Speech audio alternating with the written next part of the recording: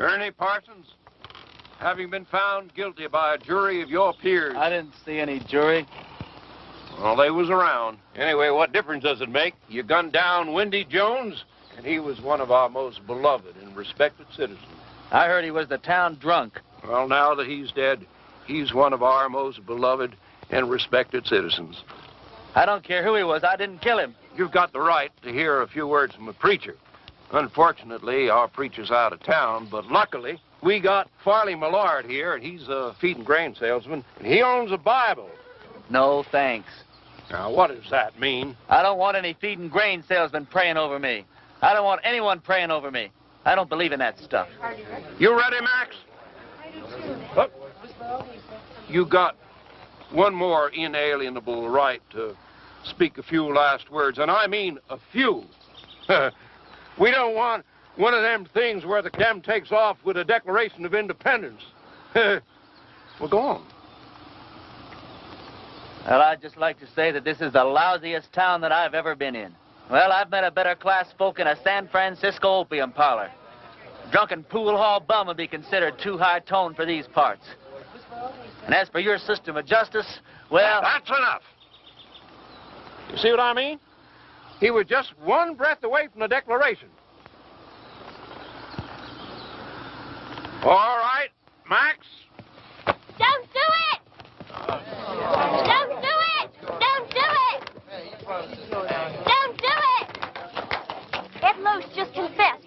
He killed Wendy in a drunken barroom brawl about a pregnant Indian squaw. Ed claims Wendy was the father and that he was acting as the avenging angel. Wendy was going to be the father or something? That's what Ed says. All right. Untie him. Give him his gun.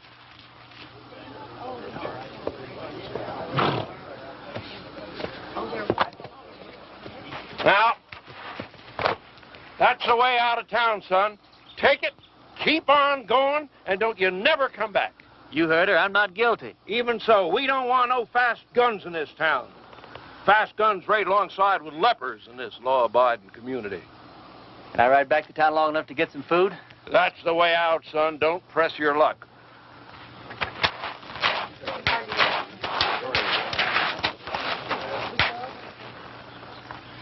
Thanks. Bye. I'm going with you. You don't have to. I'll be back. When? Whatever you do, don't leave town. Wait. Never give up hope. See ya.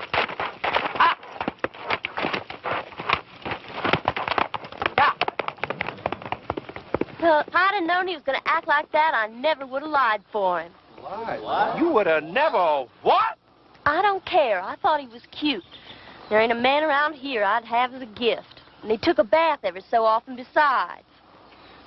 After him!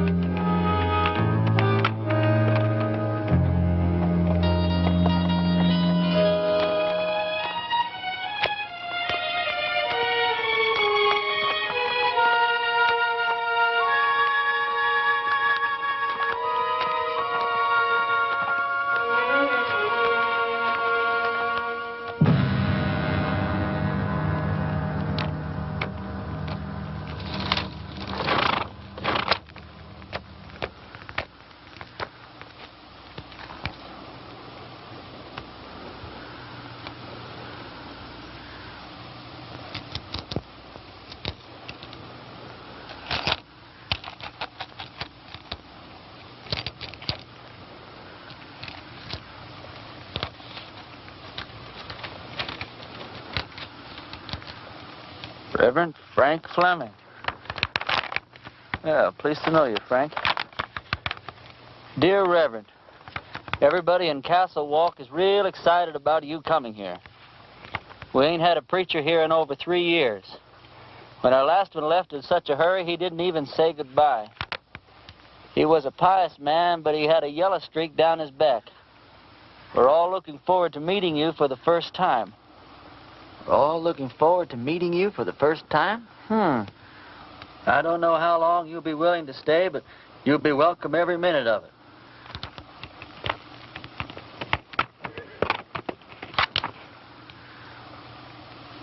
You the preacher's horse?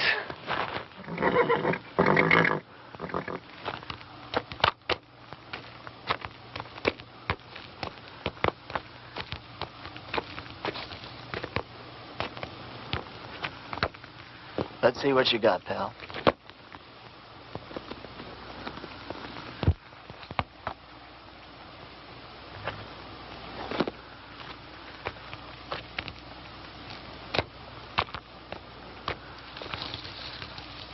Frank, if ever I catch the guy who did you in, I'll take care of him for you. In the meantime, I'm going to need your clothes and your horse. I got a posse after me for something I didn't do.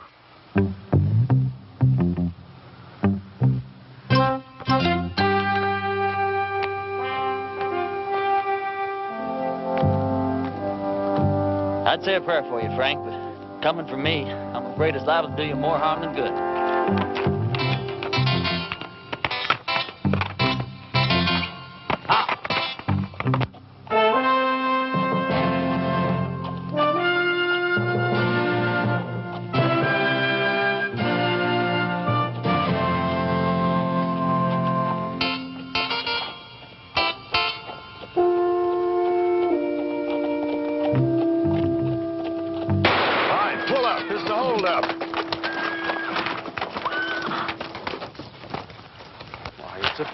Percy? Sorry about that there, Parson, but we're a little too far off to catch that there caller. Is there anything we can do for you, Reverend? Either you boys ever heard of a town called Castle Walk? Why, yeah, it's in Arizona. Sure ain't much of a town, though. How far is it from here? Oh, about 150 miles. It's over yonder in that direction. How's your church attendance been lately, boys? You boys see that branch over there? Yes, sir.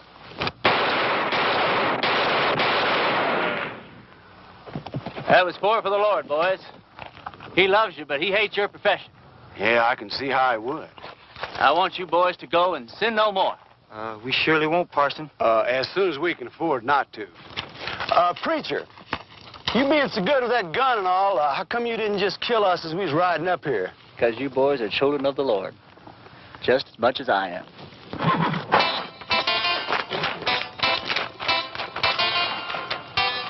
Children of the Lord, huh?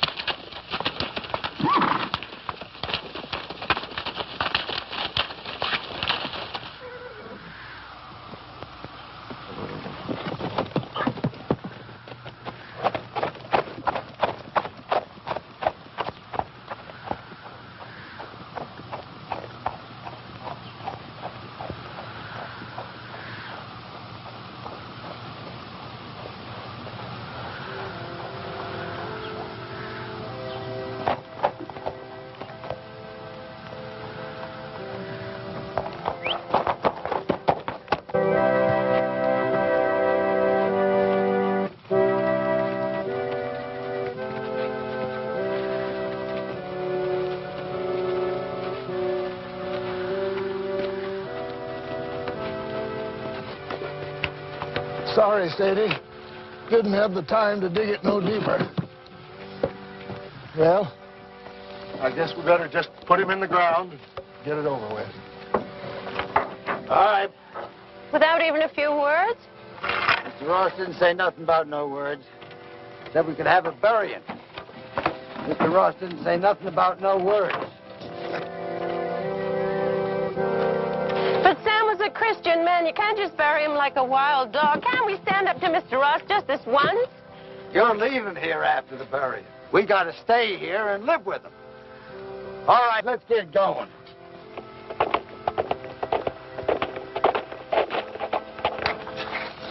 Wait a minute. Is it one of Mr. Ross' men? Looks like a preacher. Well, what do we do now? And I wrote him myself not to come.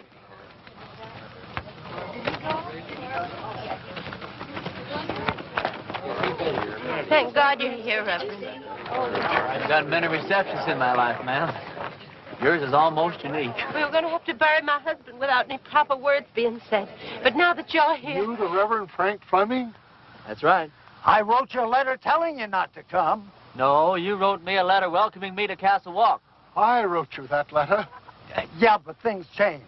First, Mr. Ross said it was all right for us to have a preacher, and then Mr. Ross changed his mind. Gentlemen, what the hell is going on here? Reverend! That was a word that came straight from the Bible, folks. Now, all I know is we've got a heartbroken little widow here. You did say you were the widow? And these are my children.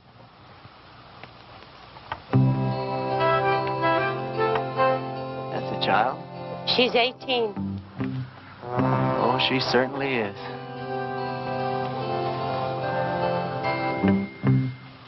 Well, first order of business as I see it is to get this poor man put decently into the ground.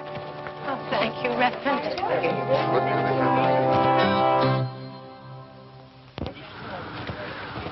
Oh, I don't know what Mr. Ross is going to say about this. I haven't been here 5 minutes, and I'm already sick to death of Mr. Ross. Come on, let's bow our heads. Don't you have a Bible, Reverend? Oh, I probably do in my saddlebag. Here, you can borrow mine, Reverend. The deceased was probably a simple man, so I'll just say a few simple words of my own, not bother to dip into the Bible today. As you all know, it's ashes to ashes and dust to dust, which may not sound like the best deal in the world, but it's the only deal you're ever going to get, so you might as well learn to live with it.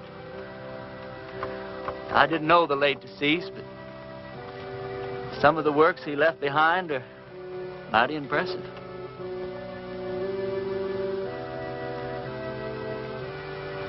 Well, what did he die of? He was shot in the back.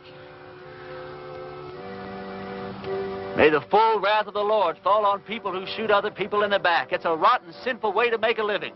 Amen. Amen. I can't thank you enough, Reverend. I'd like to say more, but Mr. Ross only gave us half an hour to get out of town after the funeral. You're leaving town? You taking her with you? Mr. Ross said we all had to go. Who is this Mr. Ross? He's a mean, miserable, murdering thief, and he runs everybody in this part of the country. There ain't a soul of us that had a single, solitary, happy day since he rode in here and took over. He's going to hear every word that you said. Yeah, and he'll probably kill me.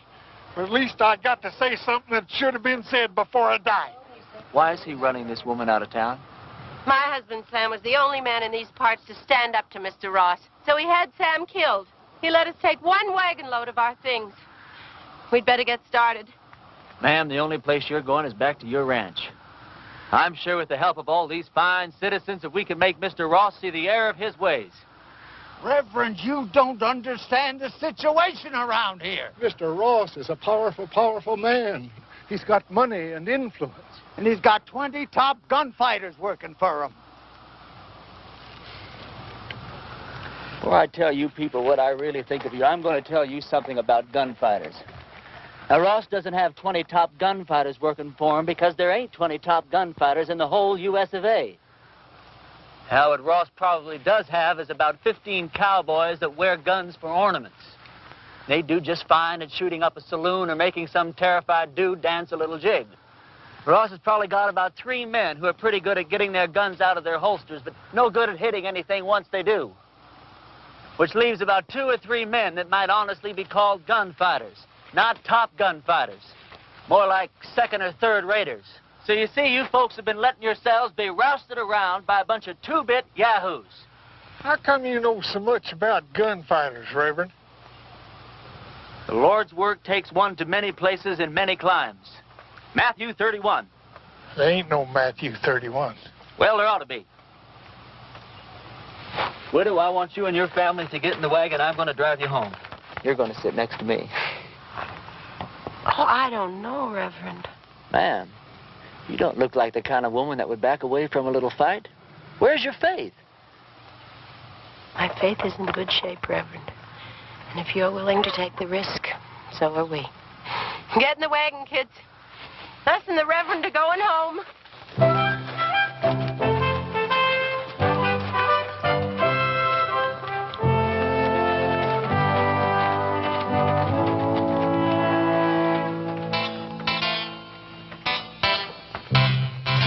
The lives of this family will be on your soul, Reverend. Oh, Reverend. Yeah. A couple of Ross's men are in town and they're pretty liquored up. That was their first mistake.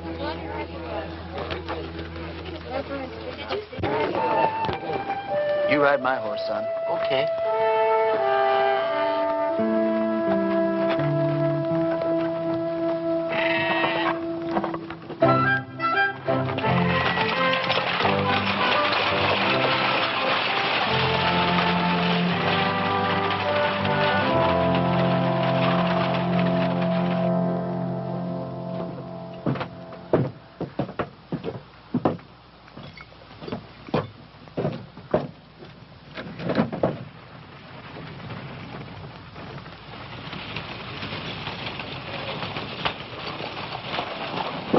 Hey, let's go have some fun.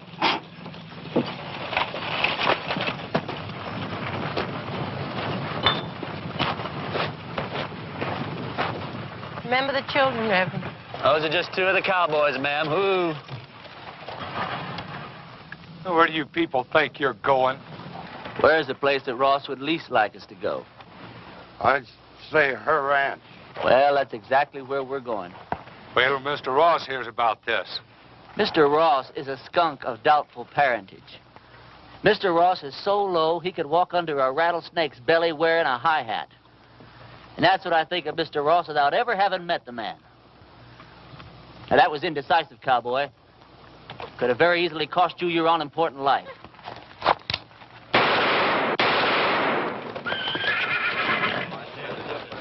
Those could have just as easily been your ears flying off your heads, boys. Well, that's a terrible way for a preacher to act.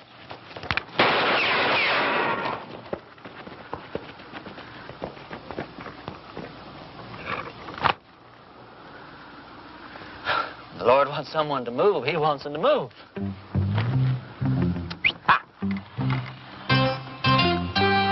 Reverend, my husband Sam would have followed you to hell and back. Oh, don't talk about hell to a sinner, ma'am. You're a sinner? Yeah, we're all sinners. We're about to be.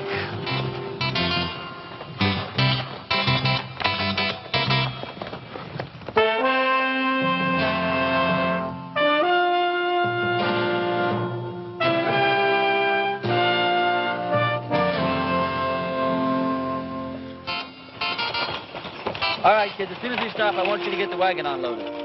I want to get this family settled in before dark. You don't mind if I order your kids around a little, do you, ma'am?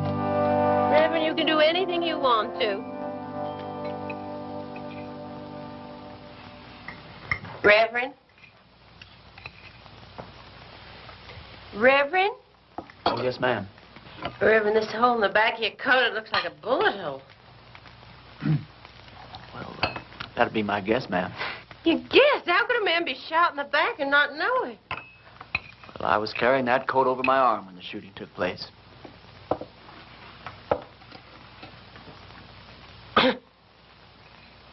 Well, tobacco's one of the Lord's works, too, ma'am. I'll get my things and fix your coat. Do you think Mr. Ross and his men are going to come down and get us tonight? No, not tonight, honey. I'd imagine that Sunday in church would be where he makes his first play. Aren't you scared at all? Oh, I'm scared, all right, Sally. But not the kind of scare that'd make me knuckle under to the likes of that Ross.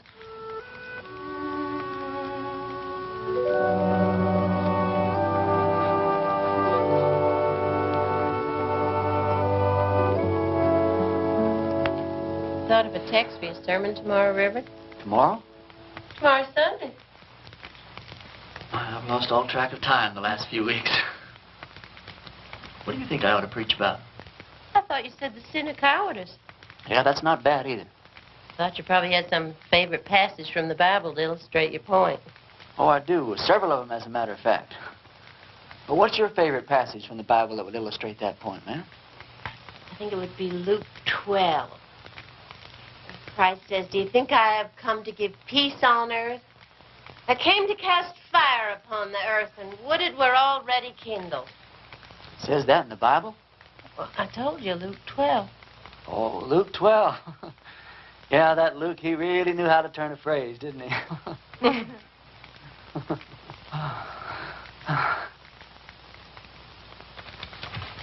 Clean your clothes up for the services. I'd appreciate that. You don't happen to have a Bible around, do you? I seem to misplaced my glasses. Could you turn to that spot in Luke that your mother was talking about? It's right here. You don't wear glasses. You know something, you're right. I don't know what got into me.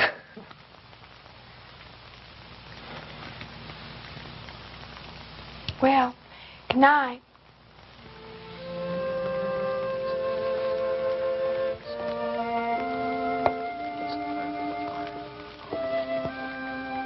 Good night.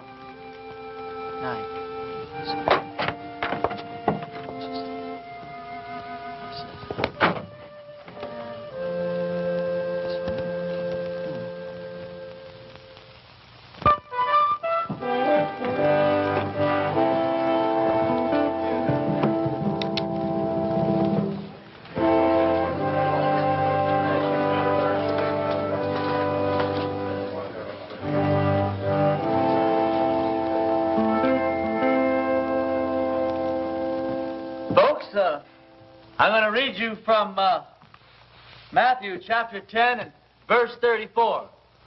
Although Luke says pretty much the same thing in his 12. Think not that I am come to send peace on earth. I came not to send peace, but a sword. Now, I don't know what that means to you, but I know what it means to me. It means that while God loves peace, when the occasion arises, He's not reluctant to use the sword. Matter of fact, when the occasion calls for it, He might become downright irritated if you don't use the sword, or the gun, or the rope, or whatever's handy.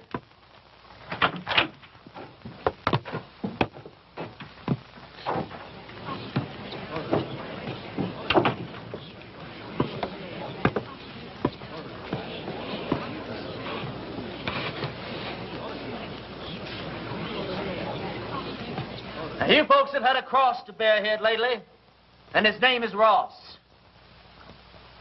They say that people get the kind of lives they deserve, and I guess they do. But when men won't fight for their wives, women, and children, and when their women won't make them fight for what's right, then these people don't deserve any kind of lives at all. That's exactly what you got.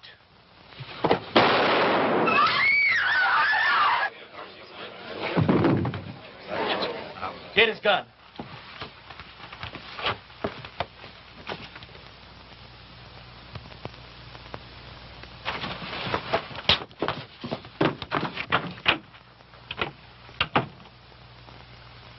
You've never done it? I don't think you could possibly realize what an awful thing it is to kill a man. I don't know who God must be mad at the most. That man for wasting his life at the order of some tin-horn dictator? Me for having to do this thing in his own house? You people for having quit before the fight even got started. I haven't got the heart for any more church today, that's all.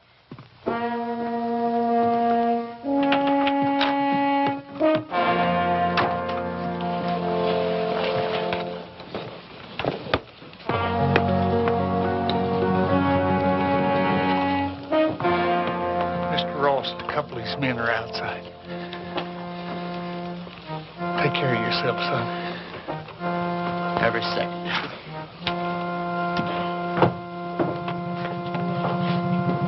Bring that body outside.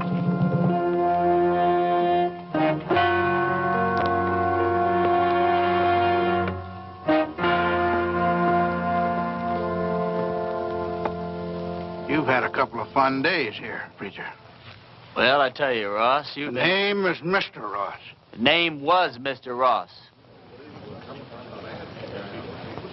Now, you hear me good, Ross. Either those two men go for their guns. I'm going to go for you first. I think I can take him, Mr. Ross. Don't think. Here's your chance, boys. Either you holding any grudges against him, draw on me, and I'll kill him for you. If we go together, we can get him. Before or after he killed me. You don't look all that fast to me. Shut up.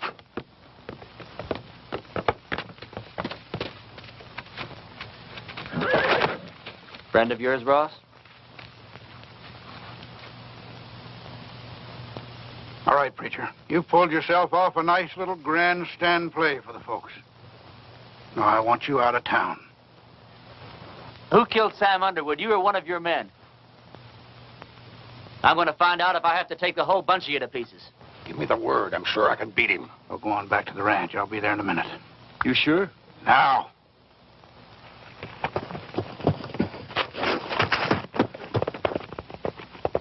That's the way I like it. Man to man. Do I make the first play or do you?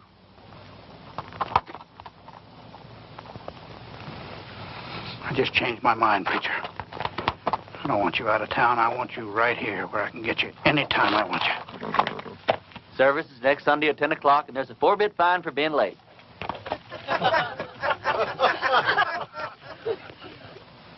You wouldn't shoot me in the back, would you, preacher? Like that.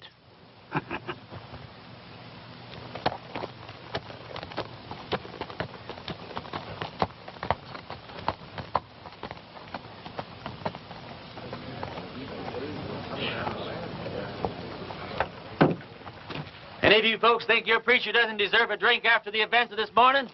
Well, we just don't believe in the same God, that's all. Some of you boys plan him, will you? Don't you feel a little strange having a drink with your preacher on a Sunday morning? No. How come? You know, about 10 or 12 years ago, I took a trip up to Cheyenne. Come across this altercation between a 19-year-old kid and one of the top gunslingers in that part of the country at that time. This kid, he didn't want no part of the fight, but this gunny was drunk. And he kept at it, and finally the kid had to go for his gun or get blasted right there in his tracks. It was plumb pitiful. How? This kid was the fastest thing I ever seen. Caught that gunny flat-footed. Why, he was dead before God got the news. I inquired around, found out this kid's name was Ernie Parsons. Ernie, what are you doing here in Castle Walk dressed up in that preacher's outfit? It's a wrong guess, Billy. You know, once you've seen a top man handle himself in a gunfight, you never forget one little detail. What do you want for, anyway? Doesn't matter. I didn't do it. They'll hang me just like I did if they catch me. Did you kill Frank Fleming? Oh, of course not. Came across his body in the hills, and he was already dead. I was half starved, no place to go, so I took his clothes and horse and came here. All right. I'll ride back to the ranch, tell the widow and the kids goodbye, and then I'll move on. Why, Lee, you're the answer to our prayers, Ernie. No, I'm not, Billy. Don't let these clothes fool you. God moves in mysterious ways, boy. Not that mysterious. Look, Billy, what I'd like to know is if I do stick around here, how much help can I count on from these God-fearing people? Almost none. Almost none? None.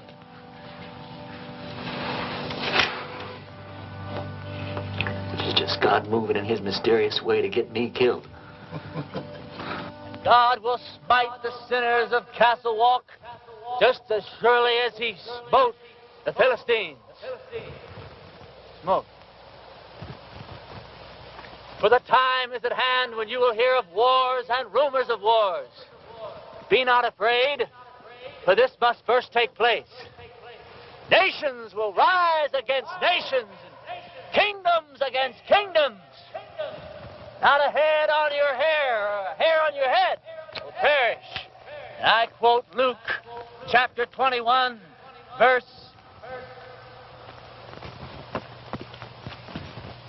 Luke chapter 21 and verse 23. For there shall be great distress in the land, wrath upon his people.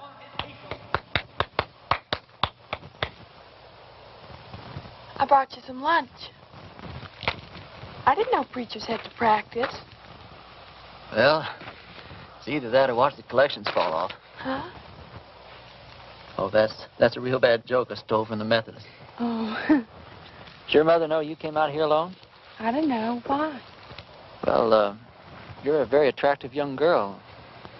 Almost too young, as a matter of fact. Most of the girls around here are married by the time they're 13 or 14. 13, huh? Well, I'll have to look into that. Why? They're the lucky ones. Even if they don't get a trip to Phoenix out of it. Is that the price of marriage around here, a trip to Phoenix? No, but it sure doesn't hurt. Look, do I have to keep on calling you Reverend? Oh, no. Call me Ernie. Ernie? My full name's Frank Ernest Fleming. All my good friends, they call me Ernie.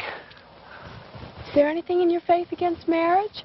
No, not in my faith.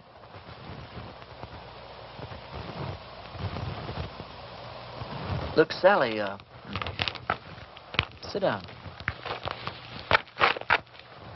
this conversation isn't going in exactly the direction I'd planned. I mean, you know, marriage is just fine. I was real glad that my parents believed in it. But, well, there's other things, too.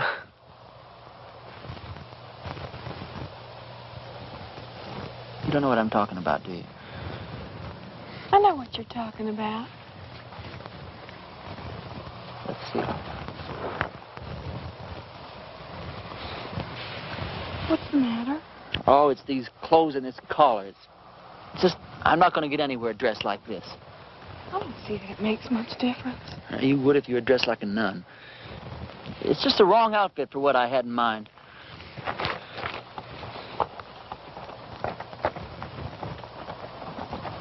Hey, preacher! I gotta talk to you! Hi, Sal. Hi. It's real important.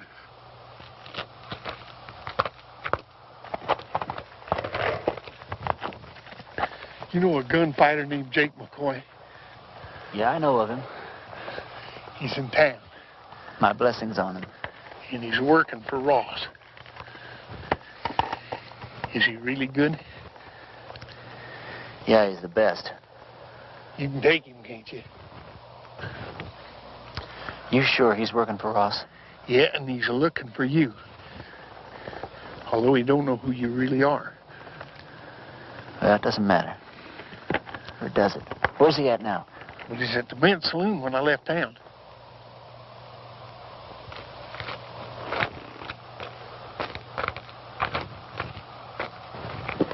You're going to have to ride back to the ranch alone. We didn't get very much accomplished today, did we?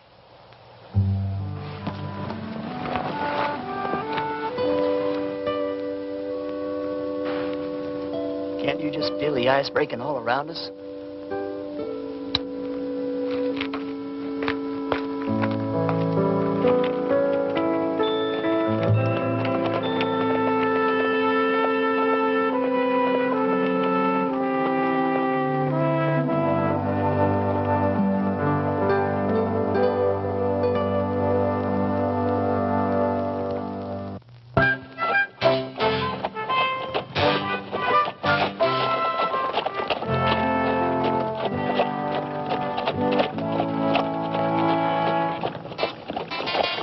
Well, this is your last chance to ride on out of here.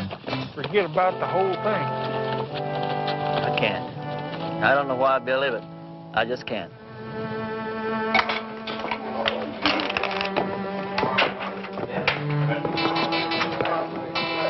him will be on him at the table. He's already spotted you.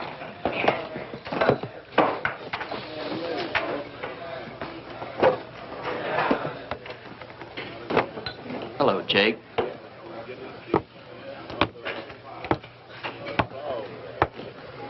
I was just about to go looking for you.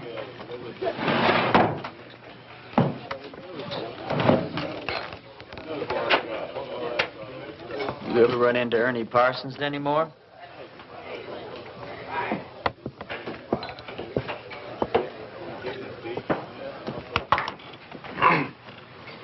I've never run into Ernie Parsons. Any time, any place at all, ever.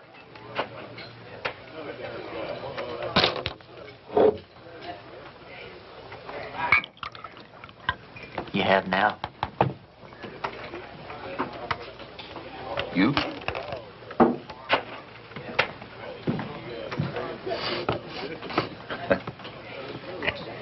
You going to the church? Into hiding for the winter. Oh. I always heard you were kind of smart. I never heard that about you.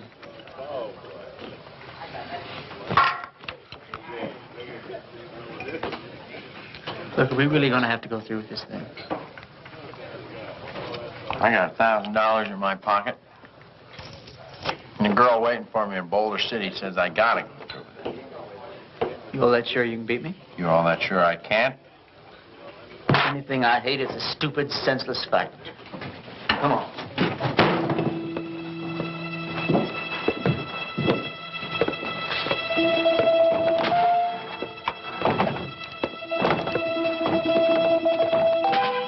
Well, how do you want to do this? Billy, when we get in position, flip a coin. When it hits the ground, we go for our guns, all right? All right. Jake, one of us is going to die, and it's not going to prove a thing. Sure it is, Ernie. It's going to prove which one of us is a fool to call himself a gunfighter.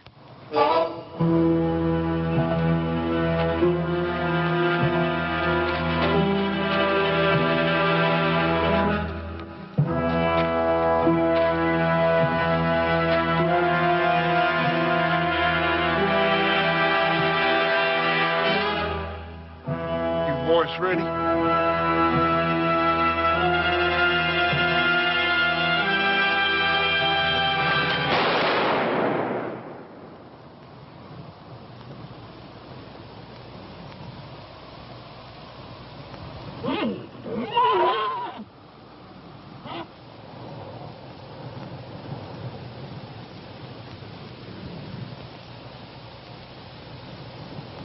Are you hit? You?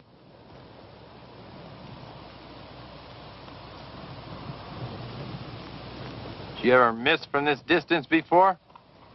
Never. Me neither. Want to try again? No. No, I think somebody's trying to tell us something. You put your gun away. I'm going to get on my horse and get out of this place.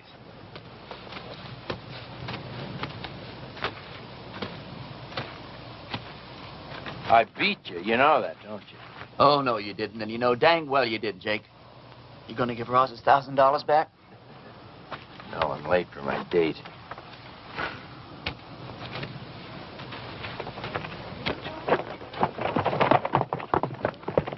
You folks see those bullets hit? I don't think it hit anywhere, Reverend. That's just plain silly.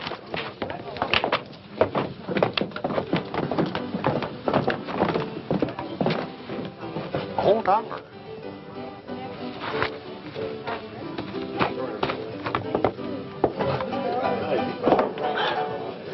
This is how those stupid legends get started. Jake and I have an off day in a gunfight. Miss each other. Wish there could be 1,000 explanations. It's because a bunch of rummies standing around don't see where the bullets hit. All of a sudden, you've got the miracle of Castle Wolf. Now, this whole miserable little town's going to think that God's on their side. Well, you got me convinced, son. But somehow or other, I just hardly believe that you convinced yourself. Now, let me point out a couple of things to you. Like what? Well, for instance, you're back yonder in that town and they're about to hang you. And right at the last minute, in rides this gal and saves your neck. She and I had been fooling around a little bit. All right. Well, then you're out there in the brush. Posses are chasing you. Then all of a sudden you come across this here preacher's body. You find this letter that brings you right here to this here town. Supposed to lead him. Yeah, but you was the one that wound up here. Right here where you're needed more than anybody's ever been needed before. Now, do all this make you want to stop and think just a little bit, boy? No. I don't want to talk about it.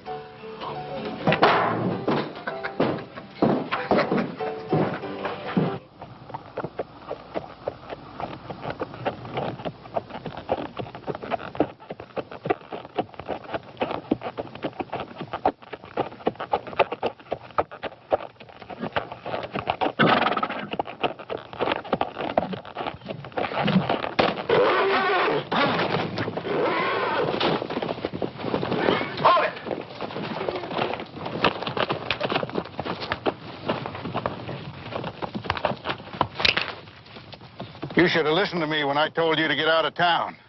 You shouldn't have backed down in front of me the other morning either. Now, this whole town's going to have the idea that you're just a little less than the tin god you pretended to be. Just tell me one thing. What really happened between you and Jake McCoy? I chased that bum out of town. And he's not going to give you your $1,000 back either. He said to tell you that's the price he charges for shaking hands with scum like you. Get on with it. Prayer man, you drop that rope real slow.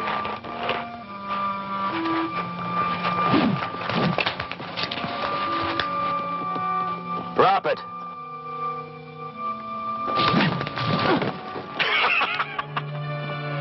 You ain't getting out of town fast enough, preacher.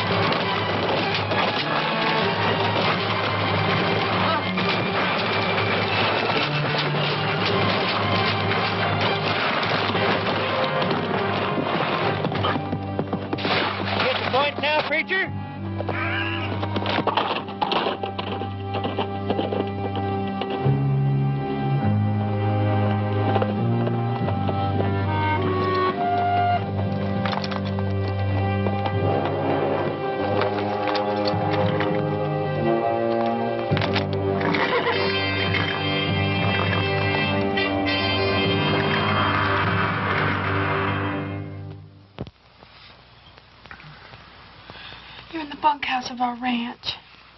I thought it would scare the kids if they saw you like this. How'd you find me? When you didn't come home last night, I set out to look for you.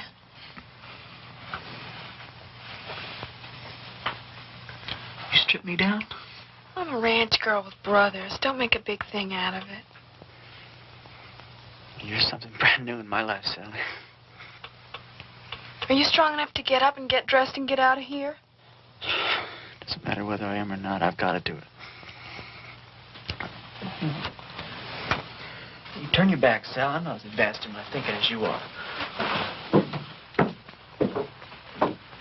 Will I ever see you again? Sure, why not? I'm not going far. Well, you have to. When they don't get your body, Mr. Ross will never stop until they find you. Yeah, this is the first place he'll look. I want you and the kids to go out and dig a grave. Put some kind of a marker on it with my name. Tell Ross you found my body and buried it in the hills. Can I turn around now? Sure. Sally, I don't want anyone to know that I'm alive. I want it to come as a horrible shock to Ross. I want to start giving him trouble in ways he never dreamed of. I'm going to need plenty of food, water, and ammunition. I'll get you everything you need. Where will you go? I'll hide out in the hills for a while. Well, Ernie, in this part of the country, if a girl undresses a man, it's customary for the man to make an honest woman out of her.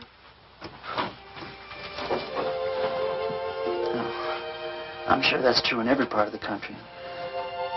If I live through the next little while, well, we'll have a serious talk about that. What's the matter? Well, just look at the way I look. Well, it's always something, isn't it? You don't like the way you're dressed. You don't like the way you look.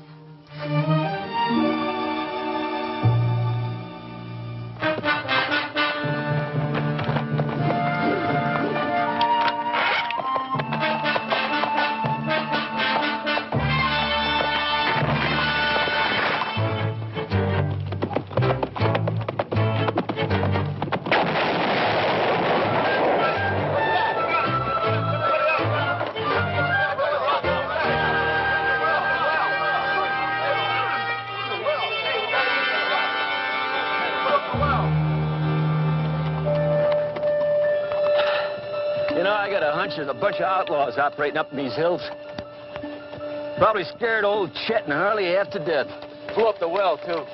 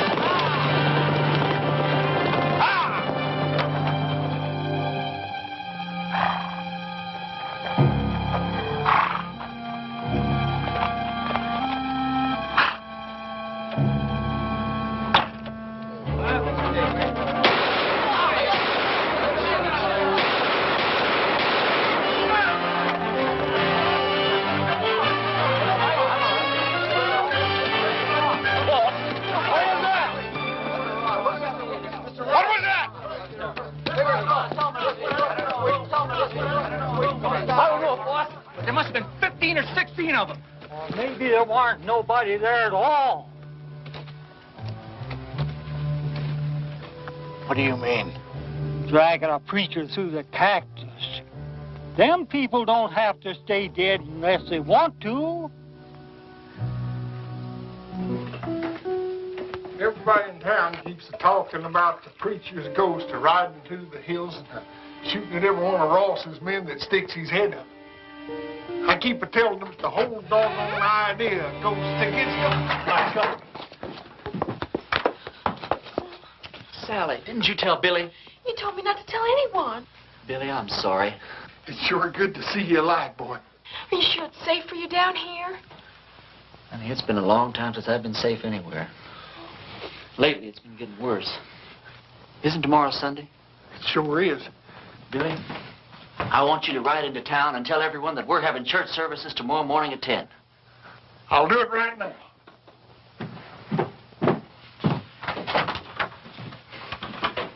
Sally told you our plans, ma'am? Yeah. You have any objections? No. Ma'am, has it occurred to you that, well, Sally's liable to end up one of the youngest widows in these parts? Mary Mert's only 14. She's been a widow 2 years. Besides Mary Mert? No, Grace Dorothy only been married a week and a half when her husband fell down a mine shaft. You know how old she is. Sally, could we take a walk outside? Excuse us, ma'am. Sally, the reason I brought you out here is, well, one of the reasons. We're going to be husband and wife, and you've got a right to be in on the decisions that affect the both of us. You understand? Now, if I stay here and fight it out with Ross and his men, the chances are very good that I'll be killed. But on the other hand, we could leave here tonight, get married the very first town we come to, go someplace we both like and settle down and just have a wonderful life for ourselves. It's all up to you, Sally. You just say the word. Well, Mom always said never throw yourself in between a man and what he thinks he's got to do. Well, I won't kid you, Sally. I'm a little disappointed in that answer. No, it's all right.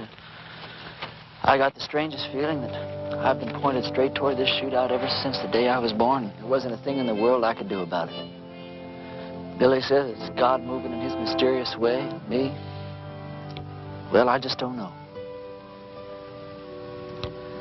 You very religious, Sally? Why do men have to talk and talk? Can't you be quiet and get on with what you're supposed to be doing? Yes, ma'am.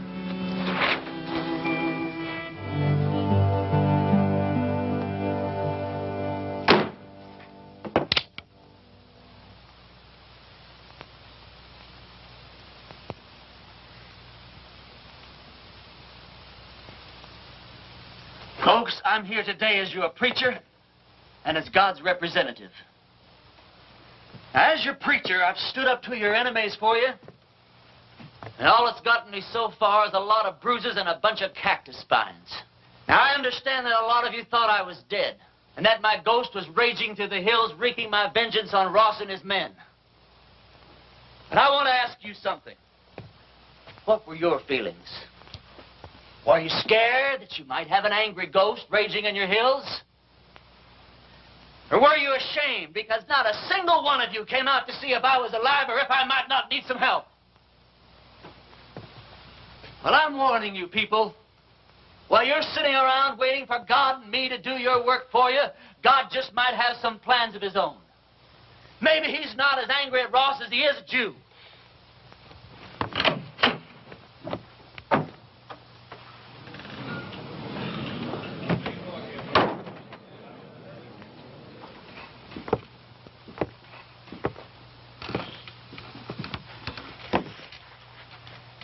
I'm not armed. Billy, go outside. Take a look around. I came alone. Go on, Billy. I just thought it was time that all this foolishness came to an end. We got a new country to build here. We ought to be getting on with it, instead of indulging in all this senseless killing. I won't deny that you've hurt me since you've been here. Several of my men have been killed or wounded. Several more have run off because you scared them half to death. I didn't know I was doing that well. What do you want, Ross? A truce. A chance to get on with our lives. Ross, if you were sitting on a stack of Bibles 10 feet high, I'd bet money that you were lying and I'd win. Well, now, just a minute, Reverend. If Mr. Ross is sincere, and I believe he is, this may be just the moment we've been waiting for. Luther, how could you believe that? I don't believe him for a minute. Now, Sadie. You are going to believe this man after all he's done to you? Jehoshaphat, Reverend. Anybody can make a mistake. If Mr. Ross is man enough to come here, Please. I didn't mean to create any dissension amongst the preacher's flock. Now, you've all heard what I have to say. Think it over.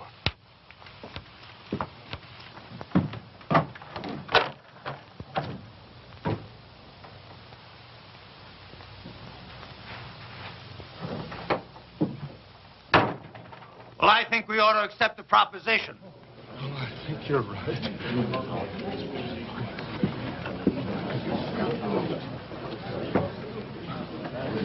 I have an announcement to make. Miss Sally Underwood and I are going to be married tomorrow morning at 11. You're all invited. I don't know. The second the ceremony is over, my wife and I will be leaving this God-forsaken town for good. The ceremony won't take place here in the church. It'll be at the Mint Saloon. You can say what you want about those people at the Mint, but they know why they're there and they do something about it.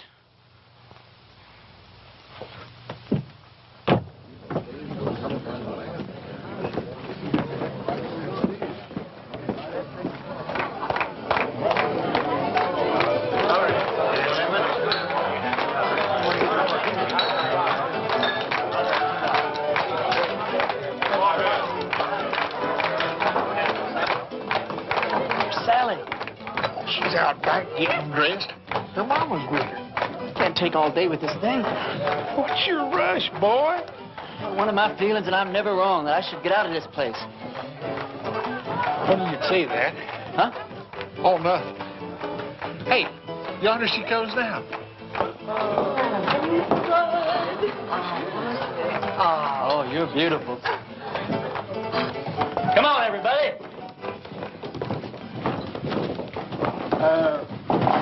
Don't you get the feeling that maybe something's missing here? I mean, who's going to perform the ceremony? You're the only preacher around here. Well, I don't know of any law that says I can't delegate my otherworldly powers. You marry us, Billy. Oh, yes, Billy. Well, I don't know about the legality of all this. Oh, never mind the legality. It's the spirit that counts. Well, Now, I take Sally to be my wedded wife. You go on from there. well, dearly beloveds, we are gathered here today to unite this couple in holy... What's that? Reverend, you were right. Ross and his men have bypassed the town, and they're circling around, and they're coming in that way. Well, he's let us down again. Hold it down, hold it down. How many men? I counted 14, including Ross. How long before they get here? Not more than 5 minutes. Well, 5 minutes is plenty of time. Go on with what you were saying, Billy. I'll have to get ready for Ross, otherwise I won't stand a chance. We'll have to finish this thing later. All right, folks, this is it. Now you see how much his word means. Ross and his men are coming into town for just one reason, to get me.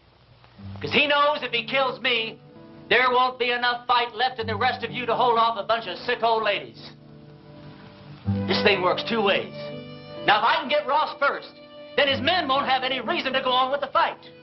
So all I'll need is some of you to keep his men pinned down while I take care of Ross.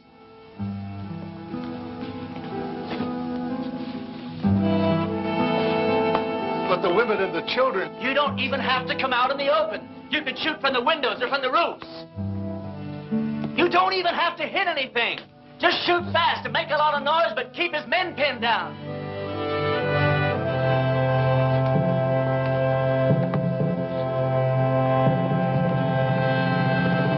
Blame it, Reverend, I'm with you. Give Ma and me a couple of rifles. Well, you said we didn't have to hit anything, just make a lot of noise. You don't think I'd take a chance with you, do you? Come on, Billy. Give me the keys to the hardware store. Barbershop. I don't hate you people. I guess you just can't help the way you are. Well, I ain't gonna be that easy on you. Ernie, there's something else that you ought to know about. I'd have told you sooner, but, well, I didn't want to spoil the wedding. Well, that sheriff that wanted to hang you, he's here in town. Where? Over at my place. I told him I was the sheriff here. It's one that I got off our last late sheriff. Anyhow, I told him if he'd wait there while I'd round you up and bring you into him. How'd he find me? Oh, him and that posse come across Frank Fleming's body. One of them old boys knew Frank. They figured that you'd switch clothes with him. Well, if he wants me, he's just going to have to get in line behind Ross and those other 13 men. You take the barbershop. Ernie, when this thing's over with, though, you got to get out of town. That's all there is to it. Billy, what the hell makes you think we're going to live through this thing?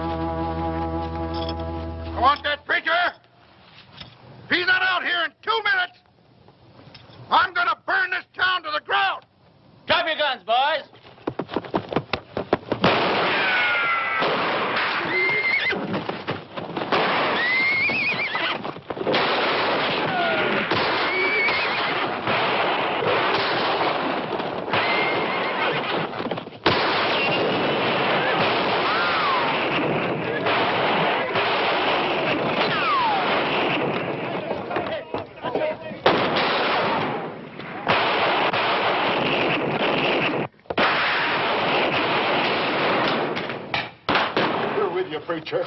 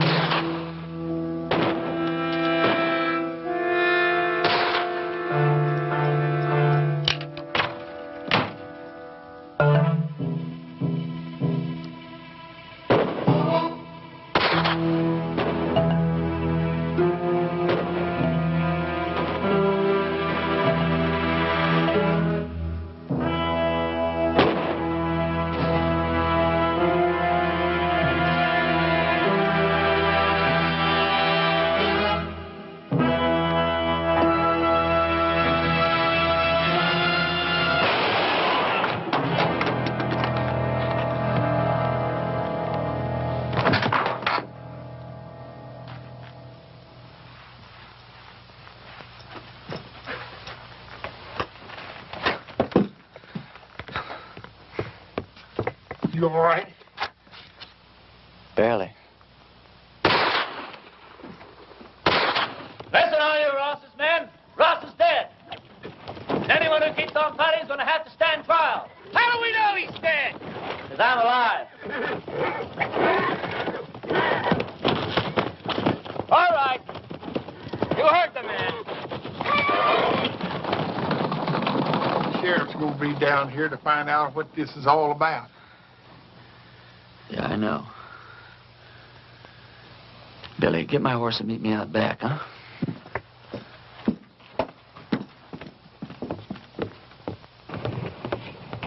Go over to the men's saloon and tell Sally to meet me back at the ranch. We'll take off from there. No, I ain't going to do it. I'm a dang fool for going along with this thing as far as I have. And I ain't going to go no further. What are you talking about?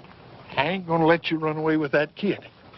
Her not knowing who you are or what you are or what kind of a life she's letting herself in for.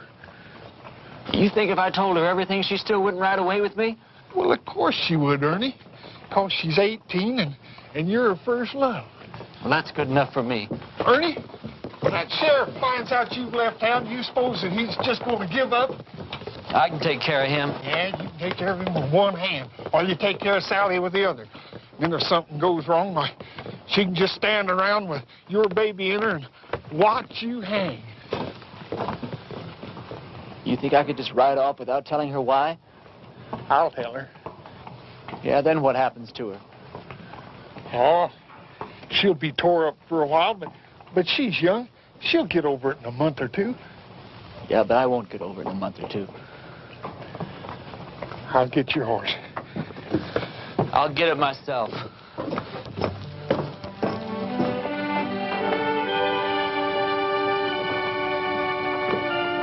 Ernie, this town owes you a whole lot, but it don't owe you Sally. Can't make any promises.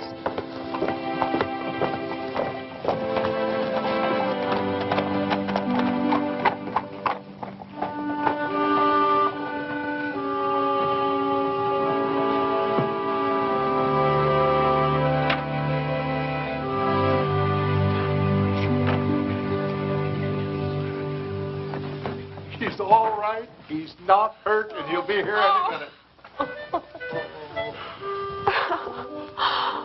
Damn it, Billy. You're right.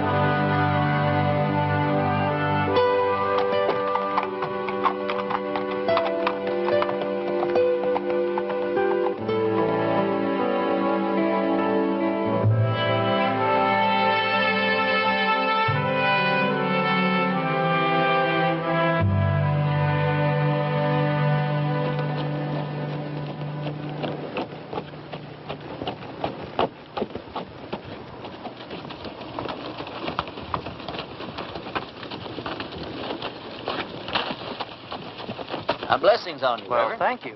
Ernie, do I know you? No, I don't think so. And how come you know me? Because I know every preacher in this part of the country, and you're not one of them. And I've been hearing about a gunfighter named Ernie Parsons and some interesting goings-on in a town called Castle Walk. Now, don't believe everything you hear, Reverend. Oh, I don't. That's why I'm on my way to Castle Walk right now, to investigate these wonderful stories. Maybe you should get them a real preacher now. They seem very happy with the one they had. They had a gunfighter, not a preacher. God moves in mysterious ways. You boys sure do hammer away at that phrase, don't you? You really going to Castle Walk? I sure am. When you get there, would you give these to a girl named Sally Underwood? Tell her they're just from an unknown admirer that thinks certain girls should have a trip to Phoenix, even if they don't get married. All right. Ernie, did you ever think that the things that happened to you in Castle Walk might be your call to the kind of work you've been destined to do? Reverend, I didn't solve the problems of Castle Walk by praying them away. I did it the way I always do, with a gun. Did you ever hear of a call coming that way? But you left it a better place than it was when you arrived. You're a nice guy, Reverend. But no thanks. I'll be seeing you, Ernie.